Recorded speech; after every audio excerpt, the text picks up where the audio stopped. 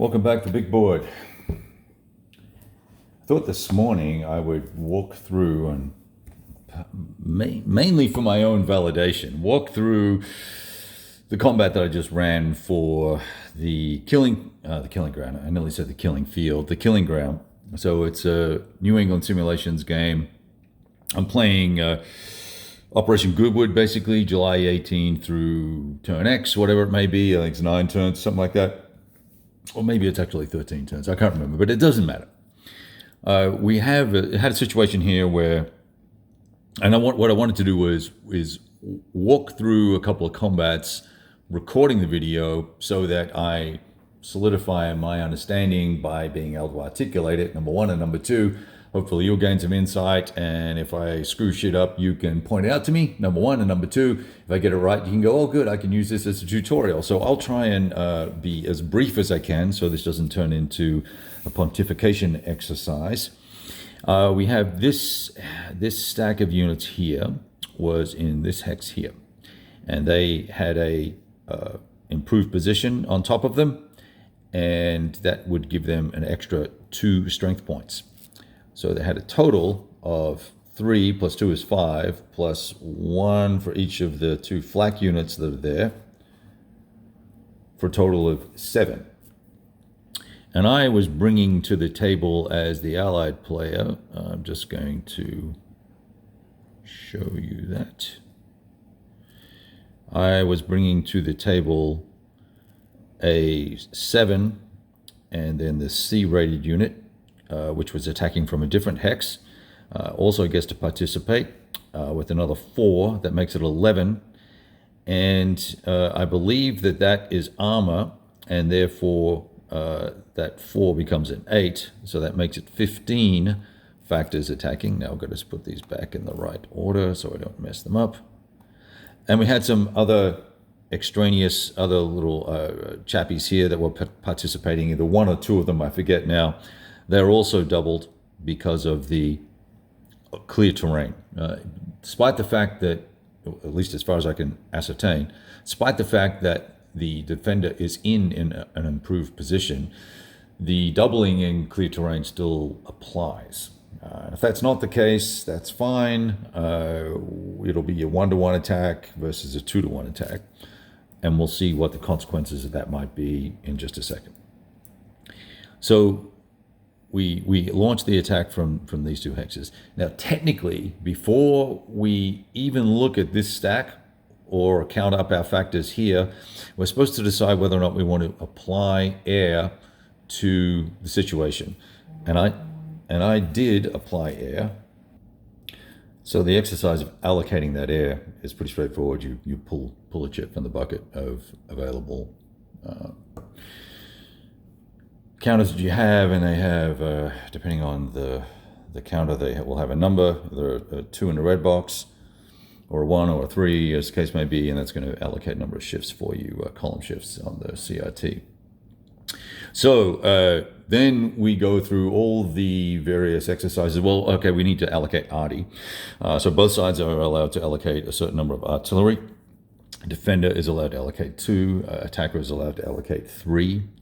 And that will add up to a number of 3 units or 2 units. That will add up to a number of points per unit. So let's see if we can grab one. Here's one of the ones that we used for the Germans.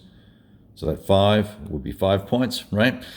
We would look at the table that's provided and roll a die, and that will allocate us a number of shifts. The same thing will happen for the Allies. The Allies actually allocated 17 factors of artillery, giving them 3 shifts based on their die roll.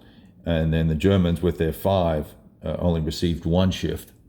So that's a net of plus 2 shifts to the right for the attacker for this particular hex. Then we would look at divisional integrity, combat, combined arms, bonuses, assess all of those, and see these white dots here on the units. We tally up all of those from the participating units in the attack, compare them to the defenders' white dots, and if the defender has more white dots than the attacker, they're going to receive a beneficial shift. But there are other types of dots on here on these units as well. There are white, black, and red. We tally up all of those and we look at the differential between the two. And if there's, I believe, 1 or 2 more, we receive 1 shift. If there's 3 or 4 more, we receive 2 shifts, something like that. I'm speaking off the cuff here at the moment. But you get the general idea as we do a comparison between armor and AT capabilities, and that's represented by these dots. And so we would look at that and do that. So once we tally up the divisional integrity, which we received, 11th Armor had 2 of its regiments either adjacent to each other or stacked together. And in this case, they're adjacent. And they only needed, I believe it's only a 2-regiment. This is a 2-regiment division. So we received the divisional integrity bonus. If it was a 3-regiment or brigade division, that 3rd unit needs to be adjacent to one of those other 2 units. It doesn't need to be adjacent to the attacker, though. As long as it's adjacent to and is able to kind of, I'll put in air quotes, support the attack, I believe that's how that all works, right? So, and then combined arms, you're going to get combined arms based on if you've got tanks in the attack or not. And I believe it's these tank units, not necessarily these ones. I'm not 100% certain on that. Nevertheless, we ended up with a whopping 7 shifts. So whether it was 2-to-1 or 1-to-1, wouldn't matter. It's going to put us on the max column. We rolled a 5. That means we have mandatory bold result. Means 2 step losses. We got a 2-2, 2 step losses and retreat 2 hexes. And that is what transpired here. The attacker can then advance after the combat, and the armor can advance